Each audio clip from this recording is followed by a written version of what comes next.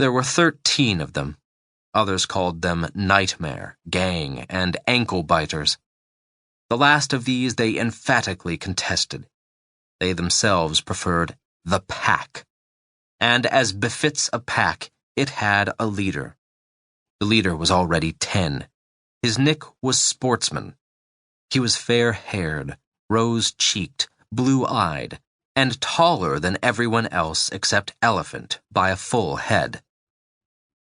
He slept in an adult-sized bed and didn't have any visible disfigurements or hidden diseases, no zits or fixations. He wasn't even collecting anything. In short, he had nothing that everyone else had to some extent. For the house, he was too perfect. Rex and Max, the lame twins, were just called Siamese, as they hadn't acquired separate nicks. Narrow-faced, gangling, and yellow-eyed, with only 3 legs between the two of them, as alike as 2 halves of one lemon, inseparable and indistinguishable, 2 sticky-fingered shadows with pockets full of keys and lockpicks. No door ever stopped them. Anything left unattended became theirs. Shaggy Humpback liked marching music and dreamed of becoming a pirate. During the summer, he browned almost to a crisp, became a hunched raven and a breeding ground for insects. Dogs sensed the tenderness in him from afar and rushed to partake of it. His hands smelled of dog fur and his pockets were full of bread and sausages for his 4-legged friends. Whiner and Crybaby were also inseparable like Siamese, but looked different from each other. Crybaby, with his pale, bug-eyed stare, resembled a praying mantis. Whiner's deeply set little eyes made him look like a little rat. They were both dyslexic and both loved collecting things.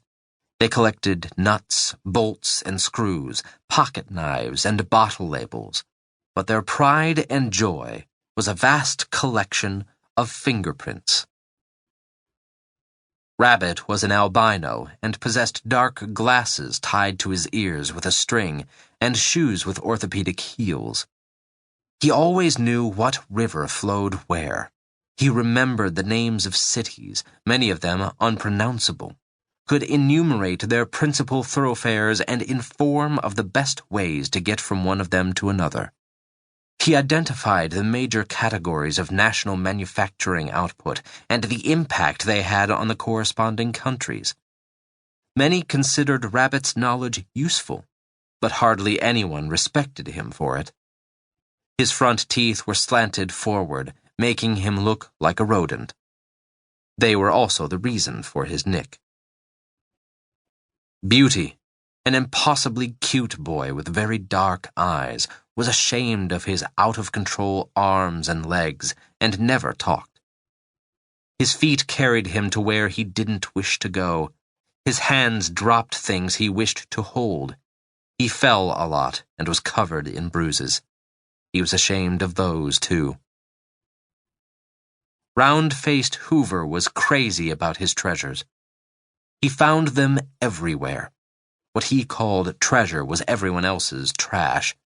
In the 9 years of his life, Hoover had amassed a hoard, filling a dozen secret places and 1 trunk, and now spent as much time each day inspecting it as searching for new precious objects. Curly-haired Muffin was rotund and obnoxious, and liked to dress up and design pretty clothes for himself. His wardrobe took up a lot of space and annoyed his roommates. Muffin's nose struggled to peek out of his cheeks, which in their turn yearned to meet his shoulders.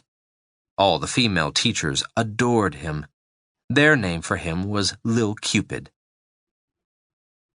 Crook was crooked because of a wicked disease that also made him walk sideways. His head relied on a stiff plaster collar for support. This did not prevent him from being able to run amazingly fast. Crook collected butterflies. So all through the summer, with the hunting season in full swing, he never parted with his net and specimen jars.